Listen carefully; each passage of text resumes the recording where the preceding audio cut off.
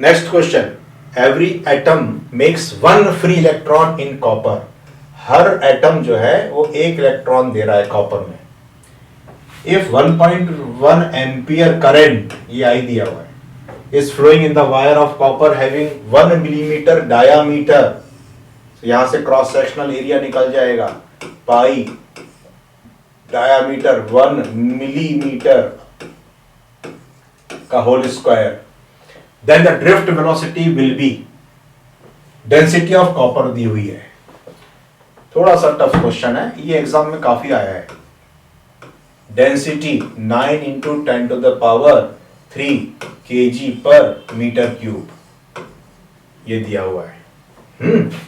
मान लो कॉपर का जो पीस हम कंसीडर कर रहे हैं, इसका क्रॉस सेक्शनल एरिया A है और लेंथ है L, तो इसकी वॉल्यूम कितनी है? It is A into L।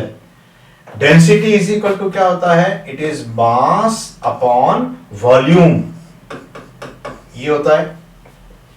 और वॉल्यूम की जरूरत हमको N में भी पड़ेगी, number of free electrons per metre cube per unit volume, दोनों में पड़ेगी डेंसिटी के साथ इसको रेट करते हुए। अब नंबर ऑफ इलेक्ट्रॉन्स हमको कैलकुलेट करना है, इसके अंदर कितना है। And atomic weight of this it is 63 इसका एटॉमिक वेट दिया हुआ है। अब हम क्या करेंगे, डेंसिटी का यूज करते हैं कि इसका मास कितना होगा। Alright, so mass of this copper block is 9 into 10 to the power 3 into A into L.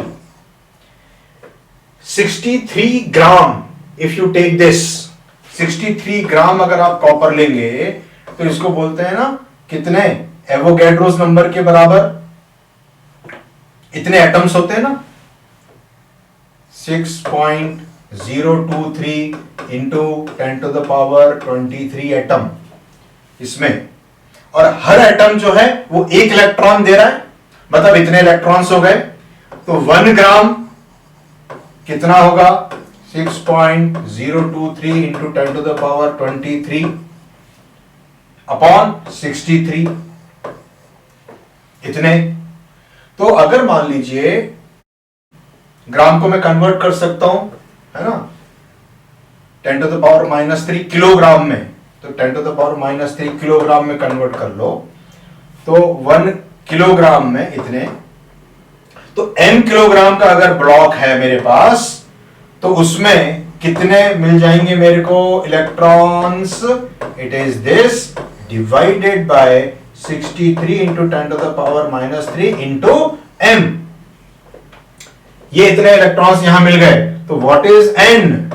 n is number of electrons 6.023 into 10 to the power 23 into m divided by 63 into 10 to the power -3, और ये क्या है? A into L भी है।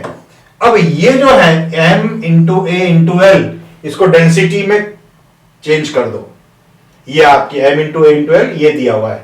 सो n की value निकल जाएगी यहां से 6.023 into 10 to the power 23, density is 9 into 10 to the power 3, alright, divided by 63 into 10 to the power -3 है। ये आप कैलकुलेट करके n निकाल लीजिए और फिर फॉर्मूले में डाल देते हैं।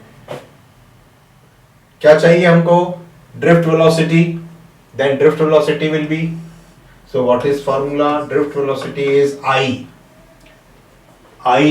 1.1 एम्पियर अपॉन n यहां से आएगा ये कैलकुलेट करने पर, E 1.6 into 10 to the power -19 coulomb.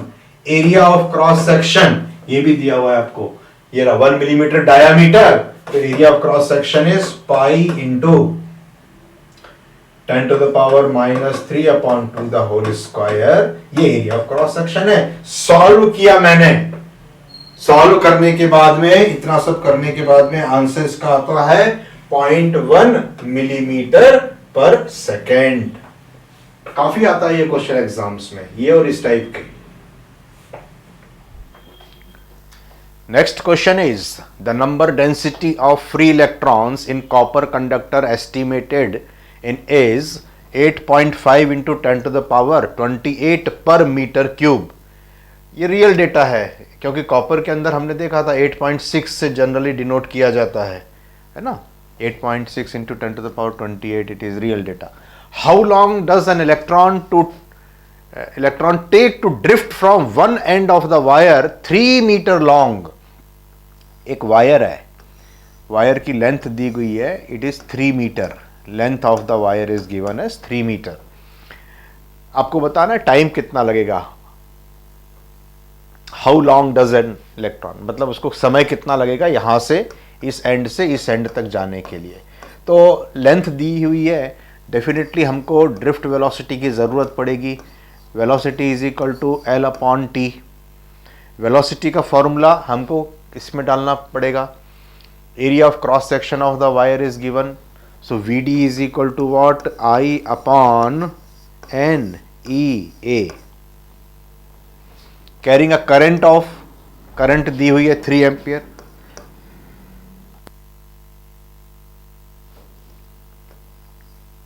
Three ampere is the current. N 8.5 into 10 to the power 28, electron charge 1.602 into 10 to the power minus 19 coulomb.